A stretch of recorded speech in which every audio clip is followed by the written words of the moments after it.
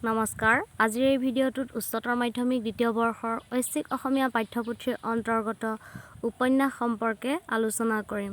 উপন্যাসৰ সংজ্ঞা, উপন্যাস কাক বোলে, এনে ধৰণৰ। প্ৰথম প্ৰশ্ন, আখ্যান প্ৰধান উপন্যাস ৰূপে এই দুখন উপন্যাসৰ আকৰ্ষণ এতিয়াও আছে। পদ্মনাথ গোহাঞিবৰুৱাৰ এই দুখন উপন্যাসৰ নাম কি? উপন্যাস ৰচনাত গোহাঞিবৰুৱাই কেনেদৰে কৃতকাৰ্যতা লাভ কৰিছে? লিখা।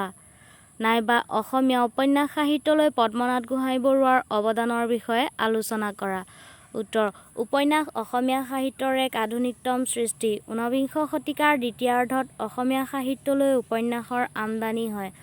অসমীয়া সাহিত্যত প্ৰকৃত উপন্যাস সাহিত্যৰ উন্মেষ ঘটে জোনাকী যুগত। এই যুগৰ অন্যতম আলোচনী বিজুলীৰ পাততেই পোনতে পদ্মনাথ গোহাঞিবৰুৱাৰ উপন্যাস ভানুমতীয়ে 1891 চনত ভুমুকি মাৰে আৰু 1892 চনত লাহৰী প্ৰকাশ পায়। এই দুখন উপন্যাসৰ জৰিয়তে পদ্মনাথ গোহাঞিবৰুৱাই অসমীয়া উপন্যাস সাহিত্যত বাটকটীয়া ৰূপে নিজক প্ৰতিষ্ঠা কৰি থৈ যায়। পদ্মনাথ গোহাঞিবৰুৱাৰ দুয়োখনি উপন্যাসেই আহোম যুগৰ বুৰঞ্জীৰ পটভূমিত ৰচিত যদিও কাহিনী আৰু চৰিত্ৰৰ ফালৰ পৰা দুয়োখন উপন্যাসক সামাজিক উপন্যাস বুলি কোৱাটোহে বেছি সমীচীন হ'ব। উপন্যাস দুখনত প্ৰকৃত প্ৰেমৰ আদৰ্শ দেখুৱাবলৈ চেষ্টা কৰিছে যদিও কাহিনী দুটা চাঞ্চল্যকৰ হৈ পৰিছে। লাহৰী উপন্যাসত কমল আৰু লাহৰী নামৰ ডেকা গাভৰু এহালৰ মিলনাত্মক প্ৰণয় চিত্ৰ আৰু ভানুমতীত নায়ক চাৰুচন্দ্ৰ আৰু নায়িকা ভানুমতীৰ কৰুণাত্মক প্ৰণয় কাহিনী দাঙি ধৰা হৈছে। এই দুয়োখন উপন্যাসতেই নায়কৰ তুলনাত নায়িকাক অধিক শক্তিশালী আৰু গতিশীল কৰি তুলিছে। দুয়োখন উপন্যাসতেই কাহিনীৰ বিকাশৰ কৌশলৰ ক্ষেত্ৰত সাদৃশ্য দেখিবলৈ পোৱা যায়। সাধাৰণ কাৰীপাইকৰ ঘৰৰ ডেকা গাভৰুৱে মনৰ মিল হ'লে পলাই বিয়াত সোমোৱাৰ দৰে সম্ভ্ৰান্ত আহোম বংশৰ যুৱক যুৱতীক প্ৰেমৰ তাড়নাত স্বতন্ত্ৰীয়া পথ ল'বলৈ ঔপন্যাসিকে অনুমতি দিয়া নাই। গোহাঞিবৰুৱাৰ উপন্যাসৰ বিষয়ে আলোচনা কৰিবলৈ গ'লে এটা কথাই ক'ব লাগিব যে যিহেতু তেওঁ কুমলীয়া বয়সত এই উপন্যাসসমূহ ৰচনা কৰিছিল, সেয়েহে তেওঁৰ উপন্যাসসমূহৰ কাহিনী দুৰ্বল আৰু ক্ৰুটিপূৰ্ণ হোৱাটো স্বাভাৱিক। কিন্তু অসমীয়া সাহিত্য জগতত পূৰ্বতে কোনো উপন্যাস নথকাত উপন্যাস সৃষ্টিৰে তেওঁ অসমীয়া সাহিত্যলৈ যি উল্লেখযোগ্য অৱদান আগবঢ়াই গ'ল, সেয়া সদায় স্মৰণীয় হৈ ৰ'ব। ২ নম্বৰ প্ৰশ্ন, ৰোমান্টিক যুগৰ অসমীয়া উপন্যাস সাহিত্য সম্পৰ্কে এটি বিস্তৃত আলোচনা কৰা। উত্তৰ: অসমীয়া সাহিত্যত উপন্যাসৰ ধাৰা অৰুণোদয় যুগতেই আৰম্ভ হৈছিল যদিও প্ৰকৃত উপন্যাসৰ সৃষ্টি হোৱা নাছিল। মিছনেৰীসকলৰ প্ৰচেষ্টাত খ্ৰীষ্ট ধৰ্ম প্ৰচাৰৰ উদ্দেশ্যে অৰুণোদয় কাকতত জাতিকৰ যাত্ৰা, ফুলমণি আৰু কৰুণা, কামিনীকান্ত আদিকে ধৰি ভালেমান উপন্যাস ৰচনা হৈছিল যদিও উপন্যাসৰ প্ৰকৃত সৌন্দৰ্য তাত প্ৰস্ফুটিত হোৱা নাছিল। ইয়াৰ বাহিৰেও পদ্মাৱতী দেৱী ফুকননিৰ সুধৰ্মাৰ উপাখ্যান, হেমচন্দ্ৰ বৰুৱাৰ বাহিৰে ৰংচং ভিতৰে কোৱা ভাতুৰী গ্ৰন্থত উপন্যাসৰ সম্পূৰ্ণ লক্ষণসমূহো পোৱা নাযায়।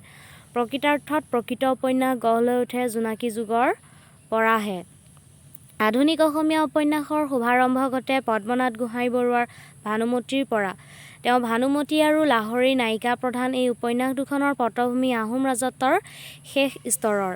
ভানুমতীৰ পিছতে লক্ষ্মীনাথ বেজবৰুৱাৰ পদুম কুঁৱৰী উপন্যাসৰ অস্বাভাৱিক ঘটনাপ্ৰবাহ, চাঞ্চল্যকৰ পৰিণতি, অপ্ৰয়োজনীয় বৰ্ণনাই উপন্যাসখনিৰ মূল্য হ্ৰাস কৰিছে। প্ৰকৃত আধুনিক উপন্যাস প্ৰস্ফুটিত হৈ উঠে ৰজনীকান্ত বৰদলৈৰ হাতত। তেওঁৰ প্ৰথম উপন্যাস মিৰি-জীয়ৰীকে ধৰি মনোমতী, ৰঙিলী, নিৰ্মল ভকত আদি কেউখনেই নাৰীৰ চৰিত্ৰ প্ৰধান। ৰজনীকান্ত বৰদলৈয়ে তেওঁৰ উপন্যাসত ঐতিহাসিক পটভূমি লৈছে যদিও তাৰ মাজেদি তেওঁ অসমীয়া জাতিৰ স্বাধীনতা লুপ্ত হোৱাৰ কাৰণ আৰু অসমীয়া সমাজৰ ৰীতি-নীতি, ধৰ্মীয় সংস্কাৰ, আচাৰ ব্যৱহাৰ আদি চিত্ৰিত কৰিছে। আন এগৰাকী ঔপন্যাসিক দণ্ডিনাথ কলিতাৰ ফুল, সাধনা, আৱিষ্কাৰ, দৈৱচন্দ্ৰ তালুকদাৰৰ অপূৰ্ণ, বিদ্ৰোহী, আগ্নেয়গিৰি আদি উল্লেখযোগ্য। তালুকদাৰৰ উপন্যাসত আদৰ্শবাদ আৰু সমাজ সংস্কাৰৰ মনোভাৱ লক্ষ্য কৰা দেখা যায়। এইসকলৰ বাহিৰেও অসমীয়া উপন্যাস সাহিত্যক সমৃদ্ধ কৰি তোলা শৰৎচন্দ্ৰ গোস্বামী, হৰেশ্বৰ শৰ্মা, নবীন ভট্টাচাৰ্য, স্নেহলতা ভট্টাচাৰ্য আদিৰ নাম উল্লেখযোগ্য। এইসমূহ উপন্যাসত অসমীয়া সমাজৰ বিভিন্ন দিশ উন্মোচিত হৈছে যদিও উপন্যাস হিচাপে এইসমূহ উচ্চ স্তৰলৈ উঠিব পৰা নাই। লগতে সমসাময়িক সমাজৰ প্ৰতিফলনো ইয়াত নাই। এনেদৰে জোনাকী কাকত প্ৰকাশকালৰে পৰা অৰ্থাৎ 1889 চনৰ পৰা 1940 চনলৈকে অসমীয়া উপন্যাসত বিভিন্ন দিশ আলোচনা কৰিলে দেখিবলৈ পোৱা যায় যে প্ৰথম অৱস্থাত ঐতিহাসিক উপন্যাসে জন্ম লাভ কৰি সেই শতিকাৰ তৃতীয় দশকৰ পৰা সামাজিক উপন্যাসে বিকাশ লাভ কৰে। ৩ নম্বৰ প্ৰশ্ন, উপন্যাস কাক বোলে? উপন্যাসৰ প্ৰধান উপাদানসমূহ কি কি? আলোচনা কৰা। জীৱনৰ জুমুদিত কল্পনাৰ উমদি সাজি উলিওৱা কথাৰ ভাষাৰ দীঘলীয়া কাহিনীয়েই উপন্যাস। সাহিত্যৰ বিভিন্ন অংগৰ ভিতৰত মানৱ জীৱন পূৰ্ণভাৱে চিত্ৰিত কৰাৰ সৰ্বোৎকৃষ্ট মাধ্যম হ'ল উপন্যাস। উপন্যাসৰ মাজেৰে মানৱ জীৱনৰ যি পূৰ্ণাংগ সুস্থ আৰু বৈচিত্ৰ্যপূৰ্ণ ৰূপৰেখা অংকন কৰিব পাৰি, কাব্য, নাটক, গীত-পদ আদি কোনো মাধ্যমৰ জৰিয়তে সেইটো কৰিব নোৱাৰি। উপন্যাস হ'ল এক প্ৰস্ফুটিত গল্প যিটো ঐতিহাসিকভাৱে সত্য নহয়, কিন্তু অতি সহজেই তেনে হ'ব পাৰে। মেৰিয়ন ক্ৰফ্ট নামৰ এগৰাকী লেখকে উপন্যাসক চোলা জেপৰ নাটঘৰ বুলি আখ্যা দিছে বা কৈছে। উপন্যাস পাশ্চাত্যৰ সৃষ্টি। কল্পনাৰ সহায়ত বাস্তৱ জীৱনৰ আলমত চৰিত্ৰ আৰু ঘটনাৰ সাম্যক ৰূপ দাঙি ধৰাই উপন্যাসৰ প্ৰধান উদ্দেশ্য। উপন্যাসৰ প্ৰধান উপাদানসমূহ হ'ল কাহিনী, চৰিত্ৰ, সংলাপ, পৰিৱেশ সৃষ্টি আৰু ঔপন্যাসিকৰ জীৱন দৰ্শন। কাহিনী। কাহিনী উপন্যাসৰ ঘাই উপাদান। কাহিনীকে বোলা হয় ঘটনা। মেথিউ আৰ্নল্ডে কৈছে, উপন্যাসৰ সাৰ্থকতা নিৰ্ভৰ কৰে বিষয়বস্তুৰ ওপৰত। কাহিনী অন্য একো নহয়, ই এটা গল্প। উপন্যাসৰ এই গল্প সৰল আৰু আকৰ্ষণীয় হোৱা বাঞ্ছনীয়। গল্প বা কাহিনীৰ উপস্থাপন বা প্ৰকাশ পঢ়ুৱৈৰ বাবে কৌতূহল উদ্দীপক হ'ব লাগে। উপন্যাসৰ কাহিনী উপস্থাপন ৰীতি তিনিটা: প্ৰত্যক্ষ বা কাব্যিক, আত্মভাষণমূলক আৰু পত্ৰমূলক। কাহিনীৰ ফালৰ পৰা উপন্যাসক আকৌ দুটা ভাগত ভগোৱা হয়: সৰল কাহিনীৰ উপন্যাস আৰু একাধিক বা যৌগিক কাহিনীযুক্ত উপন্যাস। কাহিনী উপস্থাপনৰ ফালৰ পৰা উপন্যাসক শিথিলবন্ধী উপন্যাস আৰু কঠোৰবন্ধী উপন্যাস দুটা ভাগত ভাগ কৰা হয়। আত্মভাষণমূলক উপন্যাসত লিখকে নিজৰ জীৱন কাহিনী নিজে কৈ যোৱাৰ দৰে উপন্যাসৰ গল্প কৈ যায়। পত্ৰমূলক উপন্যাসত চিঠিৰ ৰূপত কাহিনী ৰূপায়িত হয় আৰু কাব্যিক বা প্ৰত্যক্ষ উপন্যাসত সাহিত্যিক গুণৰাজিৰে সমৃদ্ধ বাক্য গাঁথনিৰে উপন্যাসৰ পটভূমি চিত্ৰিত হয়।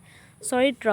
কাহিনীতকৈও চৰিত্ৰৰ প্ৰাধান্য উপন্যাসত অধিক। উপন্যাসৰ শ্ৰেষ্ঠত্ব নিৰ্ভৰ কৰে চৰিত্ৰ সৃষ্টিৰ ওপৰতহে, কাহিনীৰ মাধুৰ্যৰ ওপৰত নহয়। চৰিত্ৰ সৃষ্টিৰ ক্ষেত্ৰত ঔপন্যাসিকৰ গভীৰ চিন্তাশক্তিৰ, বাস্তৱধৰ্মিতা আৰু সৃষ্টিশীল প্ৰতিভাৰ প্ৰয়োজন।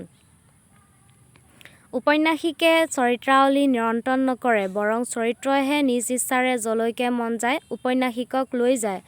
উপন্যাসত চৰিত্ৰ সৃষ্টিৰ দুটা পদ্ধতি দেখা যায়: প্ৰত্যক্ষ বা বিশ্লেষণাত্মক আৰু পৰোক্ষ বা নাটকীয়।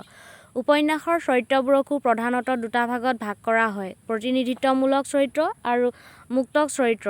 উপন্যাসৰ কাহিনী যেনেকৈ মূলতঃ গল্পৰ গাঁথনি, চৰিত্ৰ তেনেকৈ গল্পৰ আঁচোসুতা। সংলাপ বা কথোপকথন। সংলাপ বা কথোপকথন উপন্যাসৰ আন এটা উল্লেখযোগ্য উপাদান। সংলাপে উপন্যাসৰ আকৰ্ষণীয় গুণ বৃদ্ধি কৰে। ইয়াৰ দ্বাৰা চৰিত্ৰবোৰৰ মাজত অন্তৰংগতা স্থাপনত সহায় হয় আৰু বৰ্ণনীয় বিষয় অধিক স্পষ্ট হৈ পৰে। সংলাপে উপন্যাসক প্ৰদান কৰে নাটকীয়তা। সেয়েহে আধুনিক উপন্যাসত সংলাপৰ প্ৰাধান্য পৰিলক্ষিত হয়। পৰিৱেশ সৃষ্টি। পৰিৱেশ সৃষ্টি উপন্যাসৰ অন্যতম উপাদান। উপন্যাসৰ পৰিৱেশ সৃষ্টি নাটকৰ তুলনাত অধিক জটিল। নাটকত মঞ্চসজ্জা, সংগীত সংযোজন বা আলোকসজ্জা আদিৰ সহায় যিদৰে প্ৰত্যক্ষভাৱে এটা পৰিৱেশ সহজে ফুটাই তুলিব পৰা যায়, উপন্যাসত নোৱাৰি। উপন্যাসত সেই কাম কৰিবলগীয়া হয় বৰ্ণনা চাতুৰ্যৰ মাজেদি। চৰিত্ৰ অনুযায়ী পৰিৱেশ হ'ব পাৰে দুই ধৰণৰ: বিৰোধমূলক আৰু সহানুভূতিসূচক। ঔপন্যাসিকৰ জীৱন দৰ্শন। উপন্যাসৰ সম্পৰ্ক মানৱ জীৱনৰ লগত। উপন্যাস এখনত লেখকগৰাকীৰ গভীৰ জীৱন দৰ্শন ফুটি উঠিব লাগে, কিয়নো উপন্যাস হৈছে মানৱ জীৱনৰ জীৱন্ত দলিলস্বৰূপ। তাৰ মাজেৰে ঔপন্যাসিকৰ ব্যক্তিগত ধ্যান ধাৰণাও প্ৰতিভাত হৈ উঠে। এই ব্যক্তিগত ধ্যান ধাৰণা প্ৰতিভাত হয় দুই প্ৰকাৰে: প্ৰত্যক্ষভাৱে আৰু পৰোক্ষভাৱে। ইয়াকে ঔপন্যাসিকৰ জীৱন দৰ্শন বোলা হয়। কুৱেশ্যন নম্বৰ 4, উপন্যাসৰ কাহিনী পৰিৱেশন ৰীতি বুলিলে কি বুজা? এই পৰিৱেশন ৰীতি কেই প্ৰকাৰৰ আলোচনা কৰা। উপন্যাস আন যি কি নহওক ই এটা গল্প।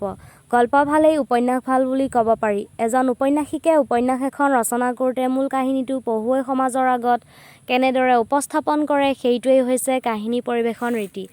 উপন্যাসৰ কাহিনী পৰিৱেশন ৰীতি তিনিটা, সেইকেইটা হ'ল প্ৰত্যক্ষ বা কাব্যিক। এই প্ৰণালীত উপন্যাসিকে বুৰঞ্জী লেখকৰ দৰে বাহিৰত থাকি সকলো কথা খৰচি মাৰি বৰ্ণনা কৰে, সেয়েহে লেখকে সকলো কথা নিয়াৰিকৈ বৰ্ণনা কৰিব পাৰে। প্ৰায়ভাগ উপন্যাসেই এই প্ৰণালীতে ৰচনা কৰা হয়।